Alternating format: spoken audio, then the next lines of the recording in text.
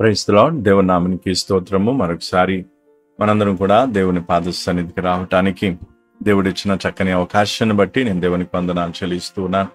ఒక నూతన దినాన్ని దేవుడు మనకు అనుగ్రహించాడు. ఈ రోజు మనం ఏ విధంగా జీవించాలనేది కూడా దేవుడు మనకు వాక్యం ద్వారా మనకు నేర్పిస్తూ ఉన్నాడు. ఒక గైడెన్స్ అనేది ఇస్తూ ఉన్నాడు. ఇది చాలా ధన్యకరమైన విషయం. మనం ఎంతగా దేవునికి కృతజ్ఞతాస్తుతులు చెల్లించినా తక్కువే. ఎందుకు అంటే చాలా మందికి మార్గ నిర్దేశన చేయడానికి ఎవరు లేరు, వారికి గైడెన్స్ ఇవ్వటానికి ఎవరు లేరు. వాళ్ళ ఇచ్చలు కోరికల మేరకు, పాపపు క్రియల మేరకు, లేదా సాతాను యొక్క ప్రేరేపణ మేరకు లోకములున్న వాళ్ళు చెప్పిన దాన్ని బట్టి అటు ఇటు పరుగులు తీసి మరి జీవితాన్ని సర్వనాశనం చేసుకుంటూ ఉన్నా, వారిని వారి కుటుంబాలను పాడు చేసుకుంటూ ఉన్నా. కానీ దేవుని మహాకృపను బట్టి నిజంగా మనని దేవుడు ఎంతగా ప్రేమిస్తూ ఉన్నాడంటే ఇంత చక్కని సౌభాగ్యాన్ని దేవుడు మనకు అనుగ్రహిస్తూ ఉన్నాడు. ప్రతిరోజు ఉదయం మనతో మాట్లాడుతున్నాడంటే చాలా గొప్ప విషయం అది. కానీ ఒకటి దీంట్లో ప్రమాదం కూడా ఉంది. మనం దేవుని వాక్యాన్ని తేలికగా తీసుకొని ఆయన మాటలు పెడచెవిన పెట్టినట్లయితే దేవుడు మనతో మాట్లాడటం మానేశాడంటే తర్వాత ఇంకా కష్టం. సౌలుతో దేవుడు మాట్లాడటం మానేశాడు. అందుకే తర్వాత వేరే అంటే దొడ్డి దారి గుండా ఏదో సలహాలు తీసుకోవడానికి ప్రయత్నం చేసి. కాబట్టి దయచేసి అందుకే ఈరోజు చాలా మంది దేవుడు వారితో మాట్లాడటం మానేసిన కారణాన్ని బట్టి ఈరోజు మనుషుల సలహాలకు, తర్వాత ఈ యొక్క ఏవైతే జాతకాలు ఉన్నాయో, లేకపోతే ఈ యొక్క డైలీ ఏవైతే రాశి ఫలాలు ఉన్నాయి, ఇలాంటి వాటి మీద ఎక్కువ శ్రద్ధ పెడతారు. ఎందుకు అంటే వారికి దేవునితో సంబంధం లేదు. దేవుడు వారితో మాట్లాడటం మానేశాడు. ఎందుకు దేవుడు వారితో మాట్లాడటం మానేశాడంటే దేవుడు వారితో నమ్మకంగా మాట్లాడినప్పుడు వారు దేవుని మాటలు వినలేదు, పట్టించుకోలేదు, లెక్క చేయలేదు. అందుకే దేవుడు వారిని బట్టి, దేవుడు కానీ దేవుని ఆత్మ కానీ వారిని బట్టి దుఃఖపడి ఇంకా వారితో దేవుడు మాట్లాడటం మానేశాడు. అలాగే ప్రియమైన సహోదరి సహోదరులారు, ఈరోజు ఏదో టైం పాస్ కోసం ఇవన్నీ చేయటం లేదు. టైంపాస్ కోసం ఈ మాటలు మీతో మాట్లాడటం లేదు. ఏదో సరైన ఒక పాస్టర్ని కదా, నా చేతులు దులుపుకోవడానికి ఏదో ఒకటి నేను చెయ్యాలి, ఏదో ఒకటి నేను చెప్పాలి అనే ఒక నిత్యమైన తుచ్చమైన మనస్తత్వం కలిగి పని చేయటం లేదు. చాలా మందికి సేవ భారంగా మారింది. చాలా మందికి వాక్యం చెప్పడం అనేది చాలా కష్టంగా మారింది. ఎందుకంటే దేవుడు వారితో మాట్లాడటం లేదు. వారి ద్వారా దేవుడు ఇతరులతో మాట్లాడటం లేదు. చాలా మంది క్రైస్తవ లోకంలో సౌలు వంటి జీవితాన్ని చాలా మంది జీవిస్తూ ఉన్నారు. చివరికి ఏ విధంగా అయితే సౌలు దొడ్డి మార్గం గుండా ఏదో చేయాలని చూశాడు, తర్వాత తనకు తాను నాశనం కొని తెచ్చుకున్నాడు. అలాగే ప్రేమైన సహోదరి సహోదరులారా, ఈరోజు చాలా మంది చేతబడులను ఆశ్రయించడానికి, రాశి ఫలాలను ఆశ్రయించడానికి, లేదా తెలివైన విద్యావేత్తలను, తెలివైన వారు చదువుకున్న వారిని ఆశ్రయించడానికి కారణం, లేదా వారి బుద్ధిని ఆశ్రయించడానికి కారణం దేవుడు వారితో మాట్లాడటం మానేశాడు. అలాగే ఈరోజు ఈ ఉదయకాలం ముందు ఒక్కసారి మనం మన జీవితాన్ని చూసుకున్నా, ఒకసారి ఈ యొక్క 13వ తోరా గురించి మనం చూసినప్పుడు మొదటి 2 విషయాలు మనం చూసుకున్నాం. 13వ విషయాన్ని మనం చూసినట్లయితే దేవుని హత్తుకొని ఉండాలి. దేవుణ్ణి హత్తుకొని ఉండాలి. హత్తుకోవడం అనేది చాలా లోతైన మీనింగ్ ఇస్తుంది. దేవుని పట్టుకోవడం అంటే చేయి పట్టుకోవడం వేరు, హత్తుకొని ఉండటం వేరు. అందుకే ఇక్కడ మనం చూసినట్లయితే ద్వితీయోపదేశ కాండం 10-20 వచనాలు మనం చదివినట్లయితే అక్కడ దేవుడు దాని గురించి ప్రస్తావన ఒకసారి మనము చూద్దాం. ద్వితీయోపదేశ కాండము 10వ అధ్యాయము 20వ వచనాన్ని మనం చూసినట్లయితే ఇక్కడ ఏమంటున్నాడంటే, నీ దేవుడైన యెహోవాకు భయపడి ఆయనను సేవించి ఆయనను హత్తుకొని ఆయన నామమున ప్రమాణం చేయవలెను. అంటే ఇక్కడ ఆయనను హత్తుకొని అని చెప్తూ ఉన్నారు. అందుకే ఇక్కడ మనం చూసినట్లయితే దేవుణ్ణి మనం ఏం చేయాలంట, హత్తుకొని దేవుని మనం ఏం చేయాలి. ఇక్కడ ఎందుకు హోల్డ్, ఇక్కడ ఏమంట tightly to him, be united with him. అంటే ఇక్కడ ఏంటంట, హత్తుకోవడం గురించి చెప్పినప్పుడు క్లింగ్ టు హిమ్ అంటే దానికి మీనింగ్ ఏంటంటే hold tightly to him, be united with him. అంటే ఆయన అంతా గట్టిగా మనం పట్టుకొని ఉండాలి ఎప్పుడు ఆదివారం రోజే కాదు బ్రదర్ అండ్ సిస్టర్, లేదా ఏదైనా మీటింగ్లో బైబిల్ క్లాసులు వచ్చినప్పుడు పాస్టర్ మన మధ్యలో ఉన్నప్పుడు అప్పుడు దేవుని హత్తుకొని ఉన్నట్టుగా మనం ప్రయత్నించినట్టుగా, లేదా దేవుని హత్తుకోవడానికి ప్రయత్నించడం కానీ, లేదా ఆ విధంగా జీవించినట్టుగా నటించడం కానీ, ఇదంతా శాపగ్రస్తమైన జీవితం. కాబట్టి అలా కాకుండా ప్రతిరోజు నీ దేవుడైన యెహోవాను నువ్వేం చేయాలి? హత్తుకొని ఉన్నా, గట్టిగా పట్టుకొని ఉంటా. ఈరోజు చాలా మంది తమ చేతుల్లో అంటే దేవుని హత్తుకొనని కారణాన్ని బట్టి వారి లోకంలో అనేకమైన వాటిని వాళ్ళు పొందుకోవడానికి ప్రయత్నం చేస్తూ ఉన్నారు, లేదా దాన్ని హత్తుకోవడానికి, లేదా దాన్ని చేత పట్టుకోవడానికి ప్రయత్నం చేస్తూ ఉన్నారు. కాబట్టి ఇక్కడ మనం అర్థం చేసుకోవాల్సిన విషయం ఏంటంటే, ఇక్కడ ఇంకోటి ఏంటంటే, తోర అనుసారముగా దేవుని ఎరిగిన, అంటే దేవుని వాక్య ప్రకారం ఎవరైతే దేవుని ఎరిగిన వారిని కూడా హత్తుకొని ఉండాలి. అంటే దేవుణ్ణి హత్తుకొని ఉండటం కాదు, దేవుని వాక్య ప్రకారంగా ఎవరైతే జీవిస్తారో, దేవుని వాక్య ప్రకారంగా ఎవరైతే మూల్యం చెల్లిస్తూ జీవిస్తారో అట్టి వారిని కూడా ఏం చేయాలి? హత్తుకోవాలి.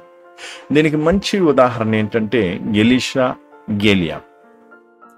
ఏలియా దేవుని హత్తుకున్నప్పుడు, ఆ ఏలియా దేవుని హత్తుకున్నాడనే విషయాన్ని గుర్తెరిగిన ఎలీషా ఏలియాను విడిచిపెట్టలేదు. చివరి వరకు ఏలియాను హత్తుకునే ఉన్నాడు, గట్టిగా పట్టుకునే ఉన్నాడు.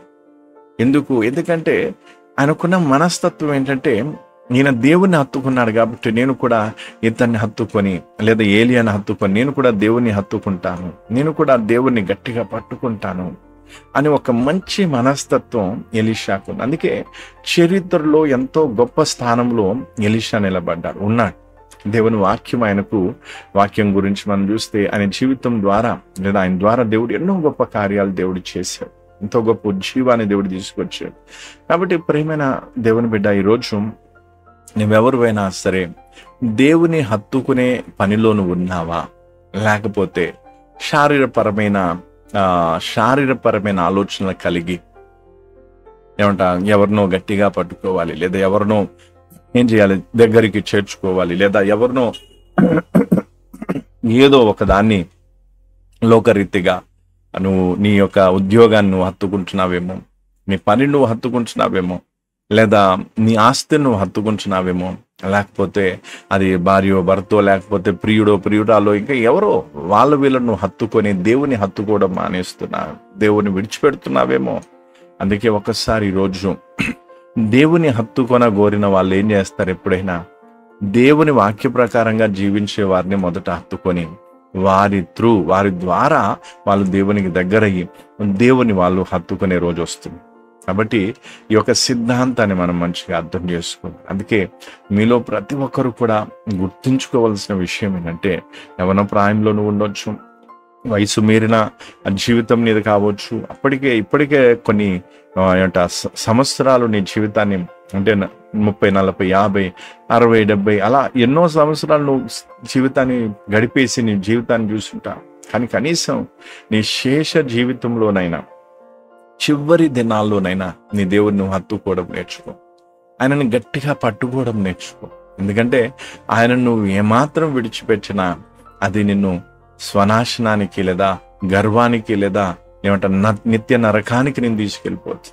అందుకే ఈరోజు మనం అర్థం చేసుకోవాలి, నిజంగా దేవుడు తనను హత్తుకునే భాగ్యాన్ని మనకి ఇస్తూ ఉన్నాడు. చూడండి, ఉదాహరణకి సమాజంలో మనం చూసినట్లయితే ఎవరైనా చెడ్డవారని మనకు తెలిసినప్పుడు వారిని దగ్గరికి, అంటే వారికి దగ్గరగా మనం పోవడానికి కానీ, వాళ్ళు మన దగ్గరికి వచ్చినా కూడా మనకు ఒక రకమైన ఫీలింగ్ ఉంటుంది. ఏంటంటే వీళ్ళు నా దగ్గరకు వస్తే నా పేరు చెడిపోతుందని కొంతమంది, లేకపోతే నేను వాళ్ళతో మాట్లాడితే నేను కూడా అలాంటి వ్యక్తిని అని అనుకుంటారేమో అని, ఇలాగా ఒక రకమైన ఆలోచన, ఒక రకమైన ఫీలింగ్ అనేది సహజంగా సమాజంలో మనుషులలో ఉంటుంది. కానీ ఇది మనం ఆత్మీయంగా దేవుని గురించి చూస్తే ఇంత ఘోర పాపులమైన మనల్ని దేవుడు హత్తుకునే అవకాశం ఇస్తున్నాడు. నువ్వు వ్యభిచారివి కావచ్చు, నువ్వు దొంగవు కావచ్చు, నువ్వు నరహంతుకునివి కావచ్చు, నువ్వు దోపిడీదారివి కావచ్చు, లేదా నువ్వు నపుంసకునివే కావచ్చు, లేకపోతే నువ్వు ఒంటరితనంలో బాధపడుతున్న వ్యక్తివి కావచ్చు, నువ్వు ఎవరివైనా సరే నీవు దేవుని హత్తుకునే భాగ్యాన్ని దేవునికి ఇస్తూ ఉన్నాడు. నువ్వు ఎక్కడో అడవిలో ఎక్కడో ఒక మూలను ఉండి ఉండొచ్చు, నీతో ఎవ్వరికి పని లేకపోయి ఉండొచ్చు, కానీ ఎవరు కూడా నీ చేయి పట్టుకోవడానికి లేదా నీ దగ్గరికి రావడానికి ఇష్టపడకపోవచ్చు. కానీ దేవుణ్ణి నీవు హత్తుకునే అవకాశం దేవుడు ఇస్తూ ఉన్నాడు. ఆయనను గట్టిగా పట్టుకునే అవకాశాన్ని దేవుడు నీకు ఇస్తూ ఉన్నాడు. కాబట్టి ఈరోజు నిన్నెంతగానో ప్రేమించే నీ దేవుడిని నువ్వు హత్తుకునే అవకాశం నీకు దేవుడు ఇస్తున్నాడు. కాబట్టి ఆ అవకాశాన్ని నువ్వు సద్వినియోగం చేసుకోవాలని నేను మనవి చేస్తూ ఉన్నా. దయచేసి ప్రేమైన సహోదరి సహోదరులారా, యవ్వన ప్రాయంలో ఉండొచ్చు, నువ్వు ఏ వయసులో ఉన్నా సరే, ఎన్నాళ్ళు నువ్వు లోకాన్ని హత్తుకున్నావేమో, ఎన్నాళ్ళు నువ్వు ఇంకా దేనిని నువ్వు హత్తుకున్నా సరే, దాన్ని ఈరోజు విడిచిపెట్టి నీ దేవుడిని నువ్వు హత్తుకున్నట్లయితే నిజంగా నీకు ఆ ప్రేమను నువ్వు దగ్గరగా, దేవుని యొక్క ప్రేమను, దేవుని యొక్క సన్నిధిని బహు దగ్గరగా నువ్వు అనుభవిస్తా. అనేకులకు ఆశీర్వాదంగా నీ జీవితం మారుతుంది, ఓదార్పుగా నీ జీవితం మారుతుంది. నేను చూసిన వాళ్ళందరికీ గొప్ప ధైర్యం వస్తుంది. నువ్వు నోటితో ఏం చెప్పాల్సిన అవసరం లేదు, ఎందుకంటే నీవు హత్తుకొని ఉన్నా, నువ్వు దేవుని హత్తుకొని ఉన్నా, దేవుడు నీతోను, నువ్వు దేవునితో ఉన్నా. కాబట్టి నువ్వు ఎక్కడికైనా వెళ్ళినప్పుడు ఆ దైవికమైన సన్నిధి, ఆ వాతావరణం అనేది చుట్టూ ఏర్పడిన కారణాన్ని బట్టి ఎవరైనా నేను దుఃఖంలో బాధలో ఉన్నప్పుడు చూస్తే వాళ్ళు నేను చూసి ధైర్యం తెచ్చుకుంటారు.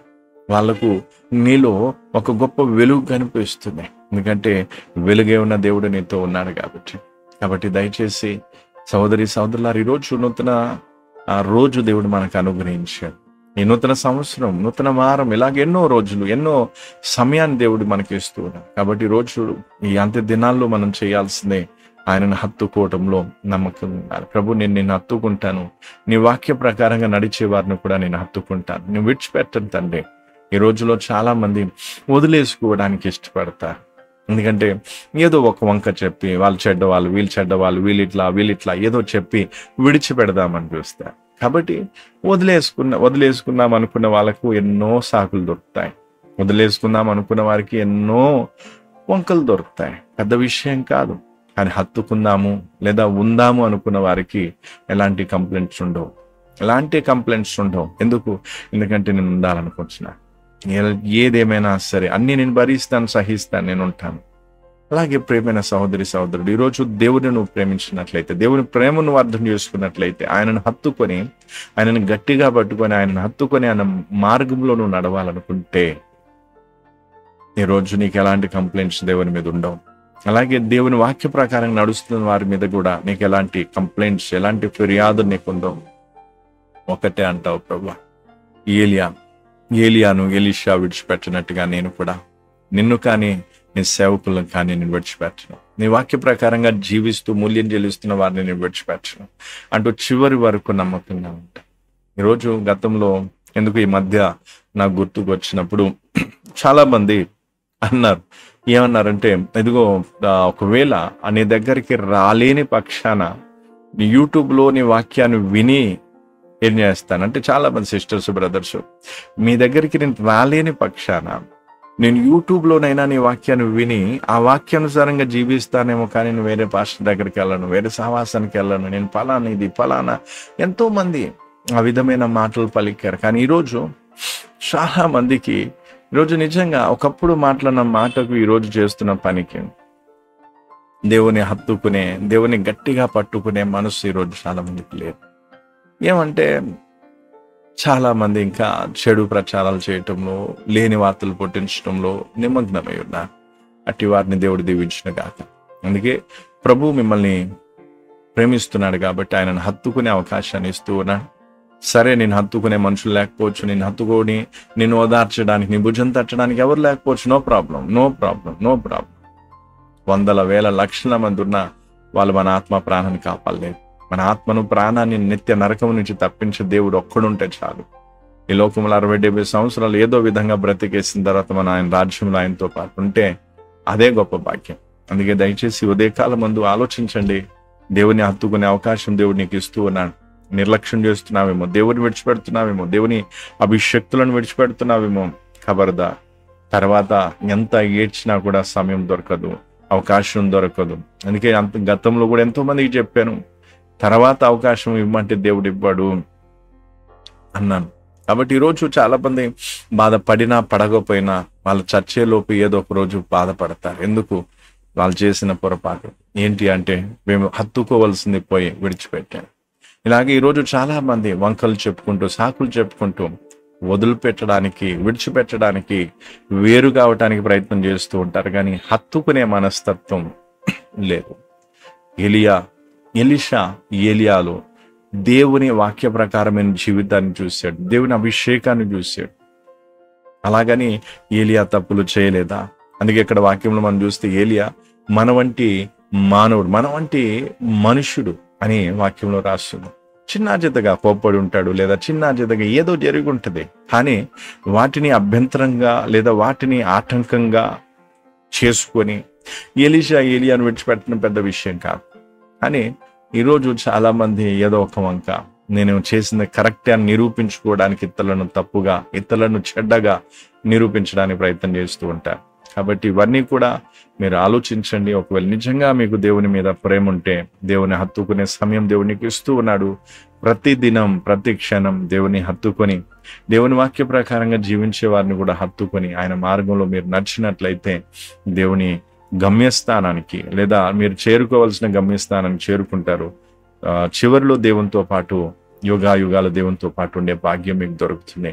కాబట్టి ఒకసారి ఆలోచించండి, ఒకసారి దీని గురించి గంభీరంగా, సీరియస్గా ఆలోచించండి. ప్రభు మిమ్మల్ని దీవించును గాక. తండ్రి, నీ కొందనాలు ఈ మాటలు ఒక్కొక్కరు హృదయాలు నీరు కట్టి ఫలింపొచ్చాయి. అవును తండ్రి, ఏదేమైనా సరే నిన్ను హత్తుకునే బ్రతుకులు మాకు కావాలి. నీ వాక్య ప్రకారంగా జీవించే దైవ సేవకులే కావచ్చు, తోటి విశ్వాసులే కావచ్చు, వారిని హత్తుకునే జీవితం మాకు కావాలి. సహాయం చేయి. నీ కృపను అనుగ్రహించి మమ్మల్ని బలపరచు. వాక్యాన్ని ఒక్కొక్కరు హృదయాలు నీరు కట్టి ఫలింపజేసి మహిమ ఘనత పొందుకోమని ప్రభు యేసుక్రీస్తు నామములో అడిగి వేడుకుంటున్నాను తండ్రి. ఆమేన్. నిజంగా దీని యొక్క తీవ్రతను మీరు అర్థం చేసుకోవాలని మనవి చేస్తున్నాను. మరణాత.